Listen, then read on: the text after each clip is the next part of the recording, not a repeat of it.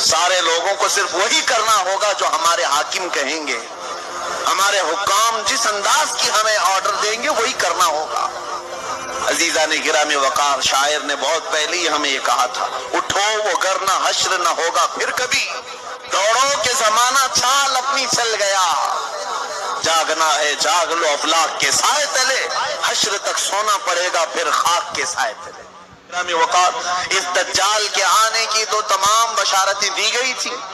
جو تمام علامات بیان کی گئی تھی تقریباً ہو چکی، اور اب یہودی اس کے انتظار میں ہے۔ میں ایک بات آپ کے سامنے پوچھنا چاہتا ہوں، ایک بات، جو قوم اپنے مسیحا کے انتظار میں پوری دنیا کو الٹ پلٹ کر رہی ہے، یہودی،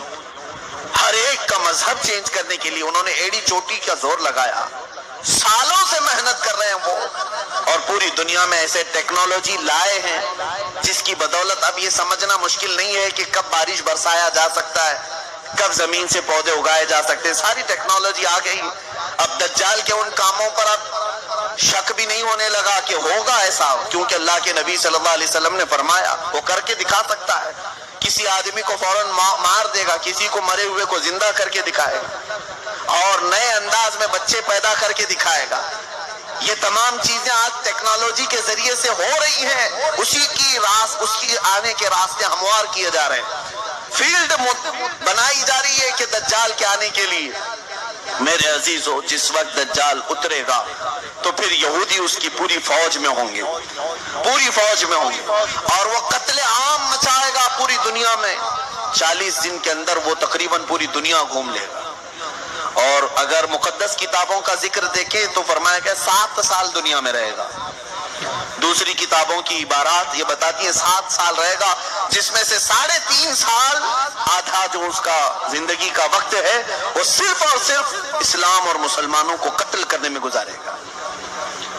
ختم کرنے میں گزارے گا، اور اس کے لیے ساری حکومتیں اس کا ساتھ دیں گی۔ اور باقی کے 3.5 سال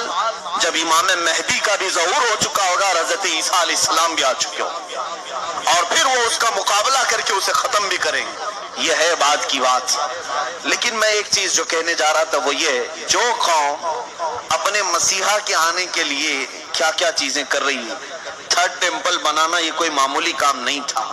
لیکن وہ بنانے کے سارے پروجیکٹ تیار کر لیے۔ اب وہ کوئن بھی انہوں نے بنا دیا، وہ بھی میں نے دیکھا کہ اس میں داخل ہونے والے کے لیے وہ کوئن لینا ضروری ہے، سونے کا یا چاندی کا سکہ ہے جس پر وہ 3rd ٹیمپل کی فوٹو بھی ہے، کہ وہ کوئن جس کے پاس ہوگا وہی ڈال کر کے اس کے اندر جائے گا۔ یہ سب تیاریاں ہیں، ساری تیاریاں ہیں، اور یہ ساری تیاریاں اپنے ایک مسیحا کے آنے کے لیے وہ کر سکتے ہیں۔ تف ہے ہماری زندگی پر کہ ہم اپنے نبی کو ان سے زیادہ چاہتے ہیں، لیکن اپنے نبی کی ملاقات کے لیے کوئی ایک بندہ بھی گناہ چھوڑنے کو تیار نہیں۔ کیا ہم میں سے کسی کو یہ یقین نہیں کہ ہم اپنے آقا سے مل سکتے ہیں یا نہیں؟ بلکہ یقین ہونا چاہیے کہ جس وقت وہ کرم نوازی پر آئے اپنے ہر امتی کو اپنے دیدار سے مشرف کر سکتے ہیں۔ آقا کونین رسول پاک صلی اللہ تعالیٰ علیہ وسلم اپنے دیدار سے مشرف کریں، یہ ناممکن بات نہیں، لیکن پوری امت آج رسول کریم صلی اللہ تعالیٰ علیہ وسلم کے انتظار کے لیے کون سا عمل کرتی ہے؟ حضور کے دیدار کے لیے آپ میں سے کس کی چینجنگ ہے؟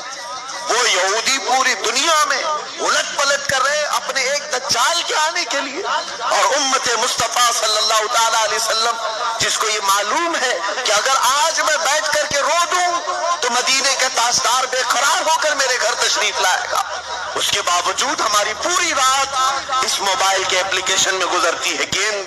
کھیلنے میں گزرتی ہے، دوسروں کی غیبت اور کتوں پر بیٹھ کر چغلیاں کرنے میں گزرتی ہے۔ عزیزان گرامی وقاری، اب یہ جو اگلے سال آنے والے ہیں یہ میری ذمہ داری تھی، میں نے آپ کو بتا دیا۔ الرٹ ہونا تمہارا کام ہے، آگاہ ہونا تمہارا کام ہے۔ اب بھی اگر نہ سنبھلو گے تو علامہ اقبال نے بہت پہلے یہ کہا تھا، نہ سنبھلو گے تو مٹ جاؤ گے اے ہندی مسلمانوں، تمہاری داستان تک نہ رہے گی داستانوں میں۔ جب کہانیاں لکھی جائیں گی تو تمہاری داستان بھی ختم کر دی جائے گی۔ گرامی وقار،